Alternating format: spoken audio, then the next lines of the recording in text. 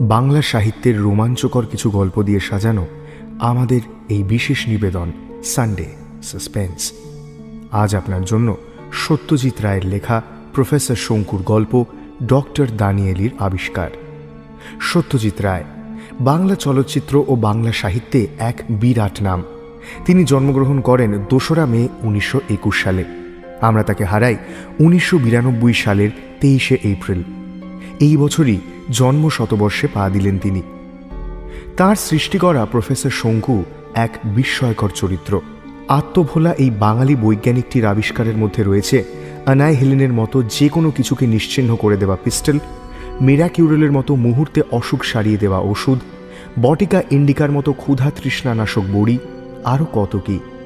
বোমযাত্রী diary গল্পে আবির্ভাব হওয়ার পর তার নানা অ্যাডভেঞ্চার ও আবিষ্কারের মধ্যে দিয়ে আমাদের মন জয় করে নিয়েছেন প্রফেসর ত্রিলোকেশ্বর শঙ্কু। আজকের গল্পটি আমরা নিয়েছি আনন্দ পাবলিশার্স থেকে প্রকাশিত শঙ্কু সমগ্র থেকে।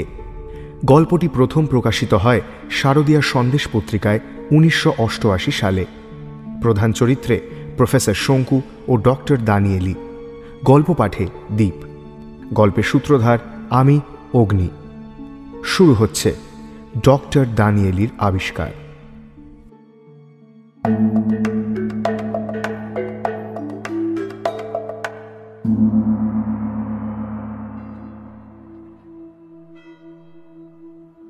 15 এপ্রিল, রোম। কাল এক আশ্চর্য ঘটনা। এখানে আমি এসেছি একটি বিজ্ঞানী সম্মেলনে। কাল স্থানীয় বায়োকেমিস্ট ডক্টর দানিয়েলির বক্তৃতা ছিল। তিনি তার ভাষণে সকলকে চমৎকৃত করে দিয়েছেন। অবশ্যই আমি যে অন্যদের মতো অতটা অবাক হয়েছি তা নয়, কিন্তু তার কারণটা পরে বলছি। দানিয়েলির আশ্চর্য ভাষণের কথা বলার আগে একটা কথা বলা দরকার। বিখ্যাত ইংরেজ লেখক রবার্ট লুইস স্টিভেনসনের উপন্যাস ডক্টর জেকেল অ্যান্ড মিস্টার হাইডের কথা অনেকেই জানে। যারা জানে না তাদের জন্য বলছি যে ডক্টর জেকেল বিশ্বাস করতেন প্রত্যেক মানুষের মধ্যেই একটা ভালো আর একটা মন্দ দিক থাকে। এই মন্দ প্রবৃত্তিগুলো মানুষ দমন করে রাখে, কারণ তাকে সমাজে বাস করতে হলে সমাজের কতগুলো নিয়ম মানতে হয়। কিন্তু ডক্টর জেকেল দাবি করেছিলেন তিনি এমন ওষুধ বার করতে পারেন যে ওষুধ কেউ খেলে তার ভেতরের হীন প্রবৃত্তিগুলো বাইরে বেরিয়ে এসে তাকে একটা নৃশংস জীবে পরিণত করবে। ডক্টর জেকেলের এই কথা কেউ বিশ্বাস করেনি, তাই তিনি তার গবেষণাগারে ঠিক এই রকমই একটি ওষুধ তৈরি করে নিজের ওপর প্রয়োগ করে এক ভয়ঙ্কর মানুষ মিস্টার হাইডে পরিণত হয়েছিলেন। সেই অবস্থায় তিনি খুনও করেছিলেন, যদিও ডক্টর জেকেল এমনিতে ছিলেন অতি সজ্জন ব্যক্তি। স্টিভেনসনের এই উপন্যাস যথেষ্ট আলোড়নের সৃষ্টি করেছিল, কিন্তু এমন ওষুধ বাস্তবে আজ পর্যন্ত কেউ তৈরি করতে পারেনি। দানিয়েলি দাবি করছেন তিনি করতে চলেছেন, এবং দানিয়েলির আগেই গিরিডিতে আমার ল্যাবরেটরিতে আমি করেছি। আমার ওষুধ আমি নিজে খাইনি, কিন্তু আমার পোষা বিড়াল নিউটনকে এক ফোঁটা খাইয়েছিলাম। খাওয়ানো ৩ মিনিটের মধ্যে সে আমাকে অত্যন্ত হিংস্রভাবে আক্রমণ করে আমার ডান হাতে আঁচড় দিয়ে আমাকে জখম করে। আমি আমার ওষুধের নাম দিয়েছি এক্স।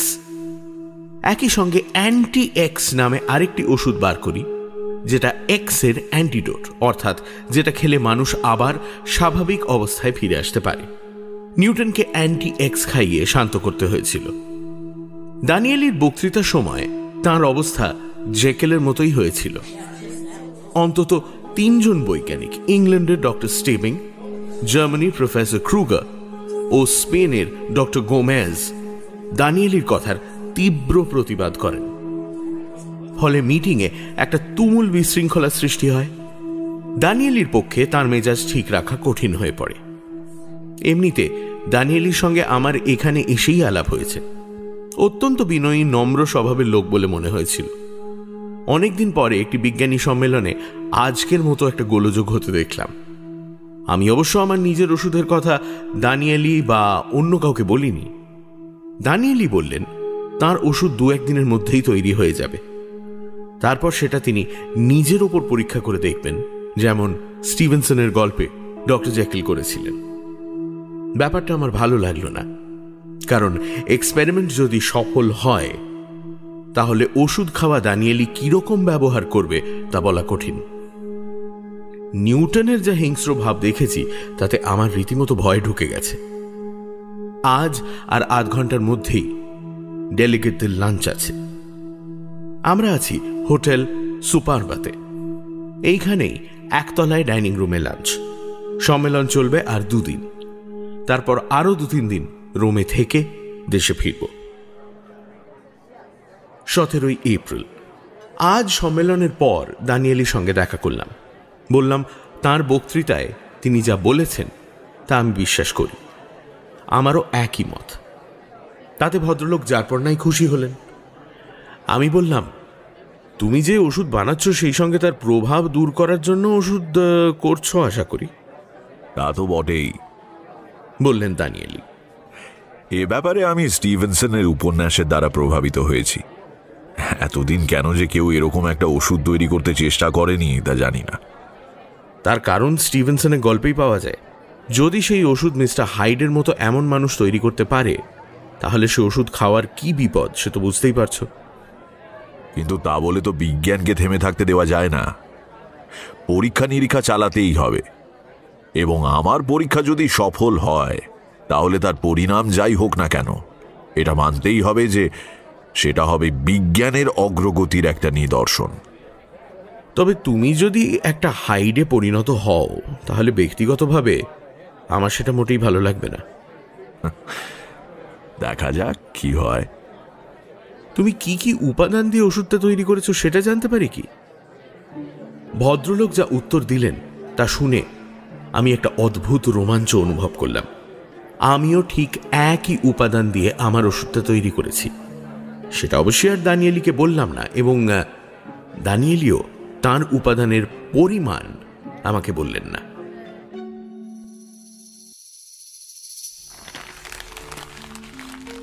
18 এপ্রিল। আজ কাগজে সাংঘাতিক খবর। ডক্টর স্টিভিংকে পাওয়া যাচ্ছে না। আমাদের হোটেলটা টাইবার নদীর ওপরে। স্টিভিং নাকি রোজ ডিনারের আগে টাইবারের ধারে হাঁটতে যেতেন। আজও গিয়েছিলেন, কিন্তু আর ফেরেননি। পুলিশ সন্দেহ করছে তিনি কোনো গুন্ডার দ্বারা নিহত হয়েছেন এবং গুন্ডারা তাঁর মৃতদেহ টাইবারের জলে ফেলে দিয়েছে।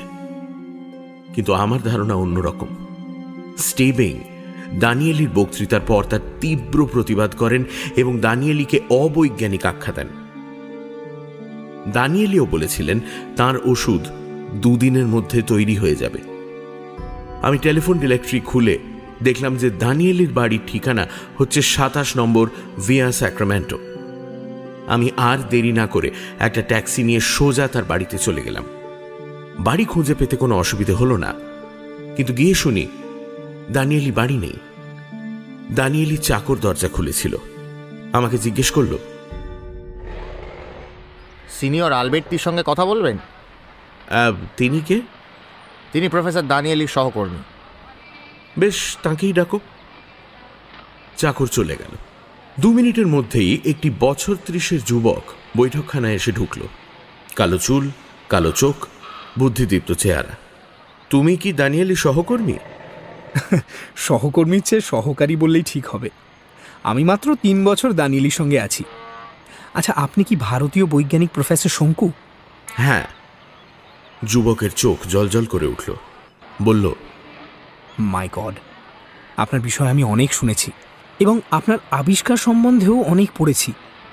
আপনার দেখা পেয়ে অত্যন্ত গর্ববোধ করছি। সে কথা শুনে আমারও খুব ভালো লাগছে, কিন্তু আমি মিস্টার দানিয়েলির সঙ্গে দেখা করতে এসেছি।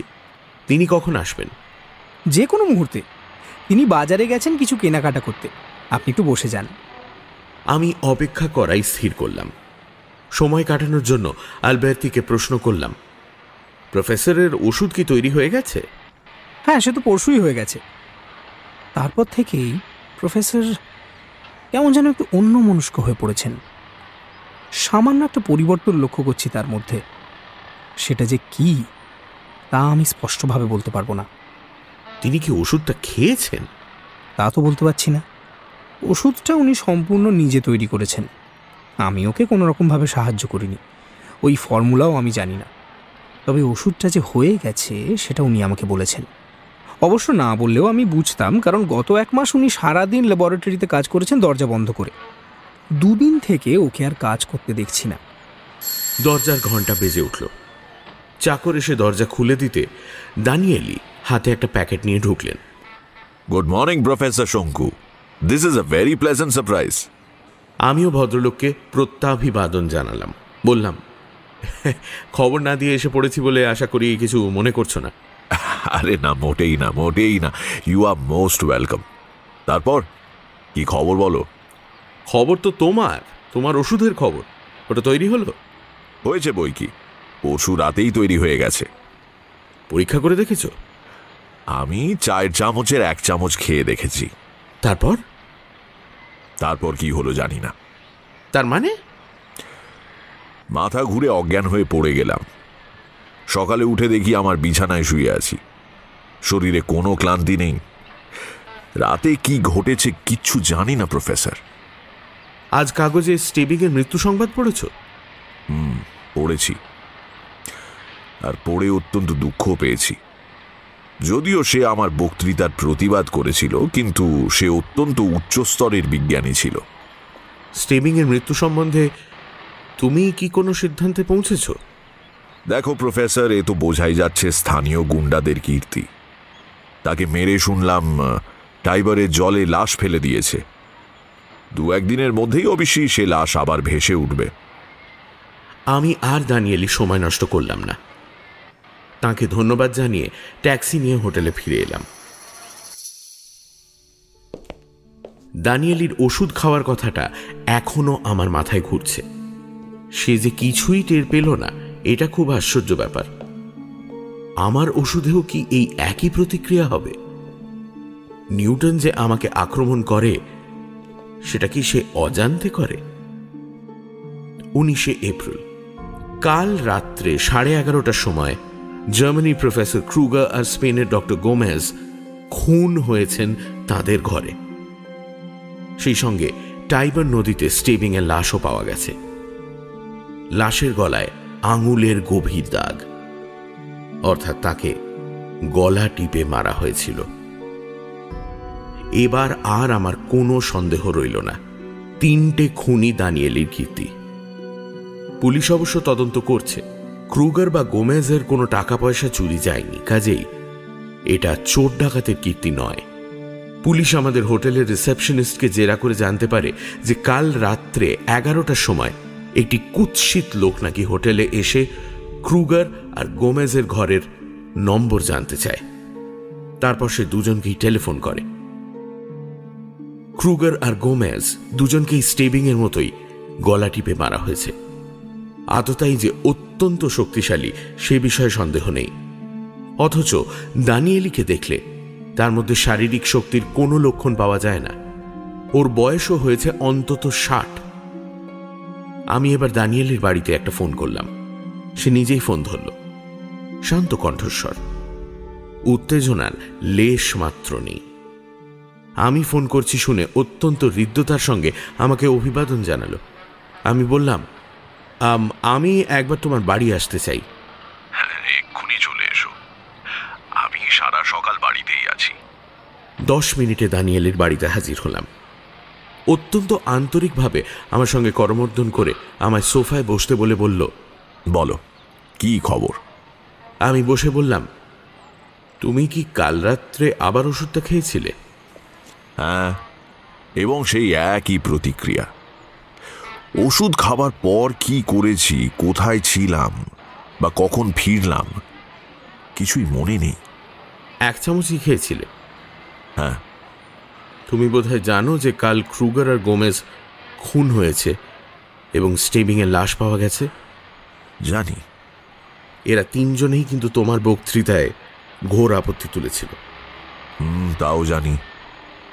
আমার একটা কথা শুনবে? কি? ওষুধটা আর খেও না। তুমি যখন নিজে কিছুই অনুভব করছো না, তখন খেয়ে লাভ কি? বিজ্ঞানের দিক দিয়ে তো তুমি কোনো জ্ঞান আহরণ করছো না। সত্যি বলতে কি, তুমি তো কিছুই জানতে পারছো না। তা পারছি না, কিন্তু একটা যে কিছু হচ্ছে তাতে কোনো সন্দেহ নেই। কিছু মনে করো না, কিন্তু আমার ধারণা এই 3টে খুনের জন্য তুমি দায়ী, অর্থাৎ তোমার ওষুধই দায়ী। ননসেন্স। ননসেন্স নয়। কেন সেটা আমি বলছি। আমি নিজে একই ওষুধ আবিষ্কার করেছি ভারতবর্ষে আমার ল্যাবরেটরিতে। আমি সেটা আমার পোষা বেড়ালের ওপর পরীক্ষা করেছিলাম। ড্রপার দিয়ে 1 ফোঁটা ওষুধ তার মুখে ঢেলে দিয়েছিলাম। 3 মিনিটের মধ্যে সে আমাকে আক্রমণ করে জখম করে। তার আধ ঘন্টার মধ্যেই অবশ্যই সে আমারই তৈরি একটি অ্যান্টিডোট খেয়ে আবার স্বাভাবিক অবস্থায় ফিরে আসে। দানিয়েলি একটুক্ষণ চুপ করে রইল। আমি লক্ষ্য করলাম তার জোরে জোরে নিঃশ্বাস পড়ছে। তারপর চাপা স্বরে সে বলল, তুমি আমার আগে এই ওষুধ আবিষ্কার করেছো? হ্যাঁ। I don't believe it. দানিয়েলির কণ্ঠস্বরে এই প্রথম একটা তিক্ততার আভাস পেলাম। সে আবার বলল, আই ডোন্ট বিলিভ ইট। তুমি বিশ্বাস না করতে পারো, কিন্তু কথাটা সত্যি। তুমি তোমার ওষুধের উপাদানের কথা আমাকে বলেছ, কিন্তু পরিমাণ বলনি। আমিও এই একই উপাদান দিয়ে ওষুধ তৈরি করেছি এবং আমার পরিমাণ মুখস্থ আছে, সেটা আমি তোমাকে বলছি। দেখো তোমার সঙ্গে মেলে কিনা। আমার পুরো ফর্মুলাটা কণ্ঠস্থ ছিল, সেটা আমি দানিয়েলিকে বললাম। তার দৃষ্টি বিস্ফারিত হয়ে উঠল। তারপর সে ফিস ফিস করে বলল, আর কটা শত্রু আছে তার কে জানে। 20শে এপ্রিল। আজ 4র্থ খুনের খবর কাগজে বেরিয়েছে। রোমের বিখ্যাত পদার্থবিজ্ঞানী ডক্টর বার্নিনিকে কেউ কাল রাতে তার বাড়িতে গলা টিপে মেরে এসেছে। পুলিশ গলায় আঙুলের ছাপ পেয়েছে। সেই অনুসারে তারা অনুসন্ধান চালাচ্ছে। আমি তো অবাক, এ আবার কে খুন হলো, কেন? আমি 10টা পর্যন্ত অপেক্ষা করে দানিয়েলির বাড়িতে অ্যালবার্তিকে ফোন করলাম। অ্যালবার্তি ফোন ধরার পর বললাম, তুমি একবার আমার হোটেলে আসতে পারবে? আমার ঘরের নম্বর হচ্ছে 713। খুব বিশেষ দরকার আছে তোমার সঙ্গে। 15 মিনিটের মধ্যেই অ্যালবার্তি আমার ঘরে চলে এলো। আমি তাকে প্রথমেই বললাম, শোনো, আমার একটা বিশ্রী সন্দেহ হচ্ছে যে একদিনে যে খুনগুলো হয়েছে সেগুলো দানিয়েলির কীর্তি। সে ওষুধ খেয়েই কাণ্ডটা করছে। তোমার কি মনে হয়? অ্যালবার্তি গম্ভীর হয়ে বলল, আমারও কাল থেকে সেই ধারণা হয়েছে। কারণ যারা খুন হয়েছে তাদের প্রত্যেকেই কোনো না কোনো সময় দানিয়েলির বিরুদ্ধে কিছু বলেছে, তার কথা বিশ্বাস করেনি বা তার কথার প্রতিবাদ করেছে। কিন্তু কাল রাত্রে যিনি খুন হলেন, এই বার্নিনি ভদ্রলোকটি কে? ইনি এখানকার একজন বিখ্যাত পদার্থবিজ্ঞানী। দানিয়েলির একটা প্রবন্ধের তীব্র প্রতিবাদ করে তিনি 3 বছর আগে একটা প্রবন্ধ লেখেন। সেটা একটা পত্রিকায় বেরিয়েছিল। সেই রাগ দানিয়েলি এখনো ভোলেনি? তাই তো দেখছি। এবং দানিয়েলিকে কোনো না কোনো সময় আক্রমণ করেছেন এরকম বিজ্ঞানী রোমে অনেক আছে। প্রফেসর তুচ্চি, ডক্টর আমাতি, ডক্টর মাৎসিনি, কত নাম বলবো। আমার এখন ধারণা হয়েছে এদের প্রত্যেকের ওপরেই দানিয়েলি রাগ পুষে রেখেছেন। এতদিন কিচ্ছু করেননি, কারণ দানিয়েলি এমনিতে খুবই ভদ্র এবং অমায়িক ব্যক্তি। কিন্তু এই ওষুধই হয়েছে ওর কাল। আরেকটা কথা আমি আপনাকে বলতে চাই। কি? আপনি বোধহয় প্রফেসরের আগে এই ওষুধ তৈরি করেছেন, তাই না? সেটা তুমি কি করে জানলে? আমি কাল প্রফেসরের সঙ্গে লাঞ্চ খাচ্ছিলাম। উনি বললেন, এবং যেভাবে বললেন তাতে মনে হয় না যে উনি আপনার উপর খুব প্রসন্ন। তাই কি? তাই। এবং আমি বলি যে আপনি সাবধানতা অবলম্বন করুন।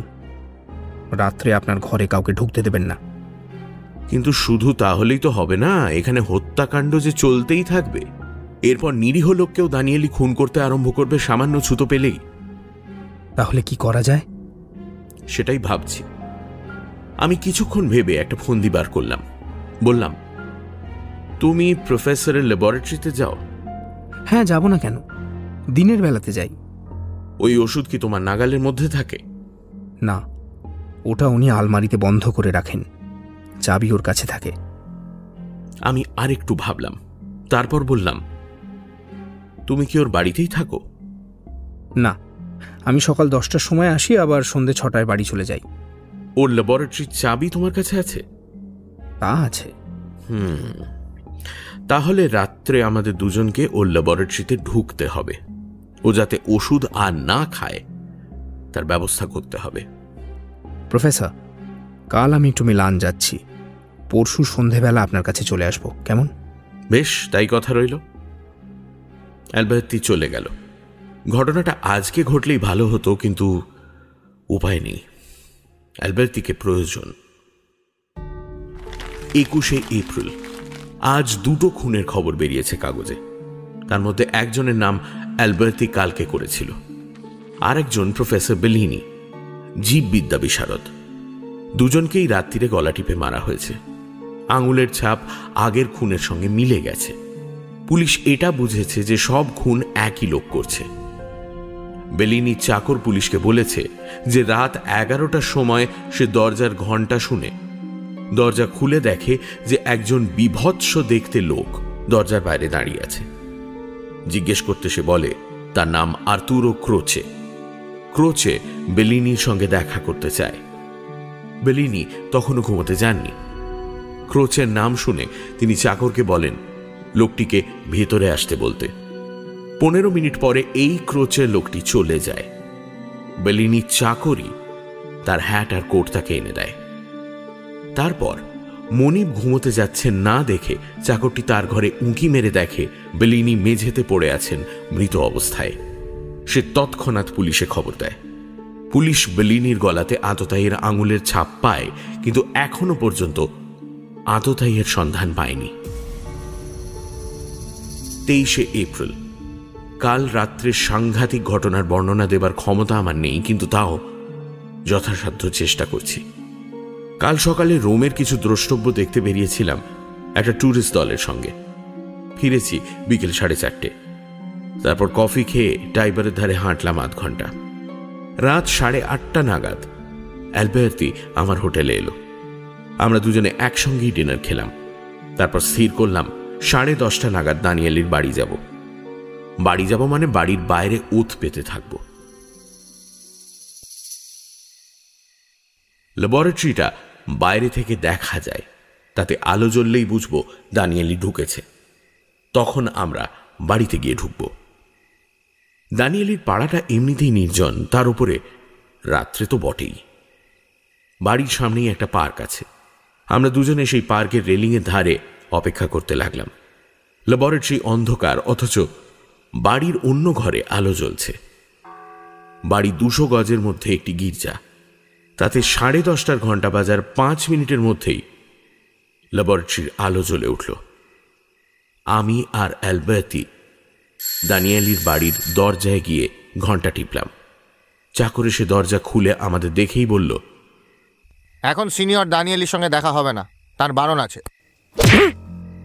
তার কথা শেষ হবার সঙ্গে সঙ্গে অ্যালবার্তি তাকে একটা মোক্ষম ঘুষি মেরে অজ্ঞান করে দিল। আমরা চাকরকে টপকে ভেতরে প্রবেশ করলাম। অ্যালবার্তি বলল, ফলো মি। সিঁড়ির পাশে একটা ঘর পেরিয়ে একটা প্যাসেজ। সেটা দিয়ে বাঁ দিকে হাত 10 গেলেই ল্যাবরেটরির দরজা। দরজা অল্প ফাঁক, তা দিয়ে আলো এসে বাইরে পড়েছে। প্যাসেজে কোনো আলো জ্বলছে না। আমি অ্যালবার্তিকে ফিস ফিস করে বললাম, আমি ঢুকছি ভেতরে, তুমি দরজার বাইরে থেকো, দরকার হলে তোমাকে ডাকবো। তারপর ল্যাবরেটরির ভেতরে ঢুকেই দেখলাম দানিয়েলি আমার দিকে পিট করে একটা খোলা আলমারির সামনে দাঁড়িয়ে একটা বোতল থেকে চামচে ওষুধ ঢালছে। দানিয়েলি! আমার গলা শুনে সে চরকিবাজির মতো ঘুরে আমাকে দেখে চোখ কপালে তুলে বলল, সে কি, তুমি নিজেই এসে গেছো? আমি তো তোমার হোটেলেই যাচ্ছিলাম। এই বলার সঙ্গে সঙ্গে সে ওষুধটা খেয়ে ফেললো। আর তারপর অবাক হয়ে চোখের সামনে দেখলাম মুহূর্তের মধ্যে তার চেহারার পরিবর্তন হতে। সে এখন আর সৌম্যদর্শন বৈজ্ঞানিক নয়, সে হিংস্র চেহারার আধা মানুষ আধা জানোয়ার। এরপরেই সে আর এক মুহূর্ত সময় না দিয়ে আমার উপর ঝাঁপিয়ে পড়ল। আমি বিদ্যুৎ বেগে পাশ কাটাবার সঙ্গে সঙ্গে আমার মাথায় চরম ফন্দিটা এসে গেল। দানিয়েলি হাত দুটো বাড়িয়ে আবার আমার দিকে লাফ দেবে, ঠিক সেই মুহূর্তে আমি আলমারির তাকে রাখা ওষুধের বোতলটা হাতে নিয়ে এক ঢোক ওষুধ মুখে পুরে দিলাম। তারপর এইটুকু শুধু মনে আছে, যে আমি ভীম বিক্রমে দানিয়েলির ওপর ঝাঁপিয়ে পড়ছি এবং দুজনে একসঙ্গে মেঝেতে পড়ছি জড়াজড়ি অবস্থায়। এও মনে আছে যে আমার দেহে তখন অসুরের শক্তি। এছাড়া আর কিছু মনে নেই। যখন জ্ঞান হলো তখন দেখি আমি আমার হোটেলের বিছানায় শুয়ে আছি। আমার সর্বাঙ্গে বেদনা। প্রায় সঙ্গে সঙ্গেই দরজা খুলে অ্যালবের্তি ঘরে ঢুকলো। আপনি নিজে বিছানা ছেড়ে উঠতে পারবেন না বলে রুম বয়ের কাছ থেকে আমি চাবি নিয়ে দরজা খুললাম। আশা করি কিছু মনে করবেন না। Good morning. কেমন আছেন এখন? শরীরে কোনো জখম নেই, কেবল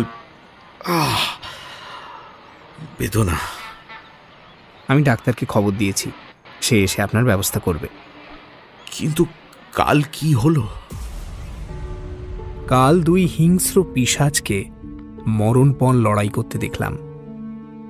আমি এসে আপনার পক্ষ না নিলে কি হতো বলা যায় না। আমি এককালে বক্সিং করেছি, দানিয়েলিকে একটা আপার কাট মেরে নক আউট করে দিই। তার আগে অবশ্য আপনি ওকে যথেষ্ট কাবু করেছিলেন। ও অজ্ঞান হলে আমি আপনাকে হোটেলে নিয়ে চলে আসি। যখন আপনাকে বিছানায় শুইয়ে দিই তখন আপনার স্বাভাবিক অবস্থা ফিরে আসেনি। যতক্ষণ আমার চেনা প্রফেসর শঙ্কুকে আমার সামনে দেখতে পাই ততক্ষণ আমি আপনার ঘরে ছিলাম। তারপর বাড়ি ফিরে আসি, তখন রাত 12:30। আর দানিয়েলি? এই প্রশ্ন করার সঙ্গে সঙ্গেই ডাক্তার চলে এলেন। তিনি আমাকে পরীক্ষা করে প্রশ্ন করলেন, তোমার কি কাল কারোর সঙ্গে হাতাহাতি হয়েছিল? হ্যাঁ, তাঁর বাড়ি এই যুবকটি জানে। তিনি থাকেন 27 নম্বর ভিয়া স্যাক্রামেন্টোতে। তাঁর নাম ডক্টর এনরিকো দানিয়েলি। তিনি তাঁর আবিষ্কৃত একটি ওষুধের প্রভাবে এই দশা করেছেন আমার। গত 4-5 দিনে যে কজন বৈজ্ঞানিক খুন হয়েছেন তাদের গলার আঙুলের ছাপের সঙ্গে এই দানিয়েলির আঙুলের ছাপ মিলিয়ে দেখলে দেখা যাবে তাতে কোনো পার্থক্য নেই। এটা তো তাহলে পুলিশ কেস? হ্যাঁ, সে তো বটেই। আমি এক্ষুনি পুলিশে খবর দিচ্ছি। ডাক্তার আমাকে ওষুধ দিয়ে চলে গেলেন। এবার অ্যালবের্তি তার পকেট থেকে একটা বোতল বার করে টেবিলের ওপর রাখল। এই হলো বাকি ওষুধ, এটা আপনার কাছেই থাক। আপনার গবেষণাগারে যে বোতলটা রয়েছে সেটার পাশে রেখে দেবেন। আশা করি এখন খানিকটা সুস্থ বোধ করবেন। ওষুধ পড়েছে, আর চিন্তা কি। আমার মনে হয় পরশুর মধ্যেই দেশে ফিরতে পারবো। তোমার সাহায্যের জন্য অজস্র ধন্যবাদ। তোমার কথা ভুলবো না কখনো।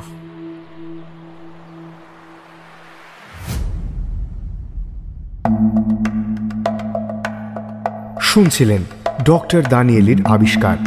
রচনা সত্যজিৎ রায়। গল্প পাঠে এবং প্রফেসর শঙ্কুর ভূমিকায় Deep. Doctor Danieli Mir. Senior Alberti Somak. Receptionist Lajwanti. ভৃত্য ইন্সপেক্টর ডাক্তার এবং গল্পের সূত্রধার আমি অগ্নি। ধ্বনি পরিকল্পনা ও আবহ সঙ্গীত সৌম্য এবং Shubho. Poster design team asterisk. পরিচালনায় দীপ এবং অগ্নি। মির্চির তরফ থেকে আন্তরিক ধন্যবাদ শ্রী সন্দীপ রায়কে এই বিশেষ উদ্যোগে আমাদের পাশে থাকার জন্য। শেষ হল সত্যজিৎ রায়ের লেখা প্রফেসর শঙ্কুর গল্প ডক্টর দানিয়েলির আবিষ্কার। আগামী সপ্তাহে আরও একটি রোমাঞ্চকর গল্প নিয়ে হাজির হবে সানডে সাসপেন্স।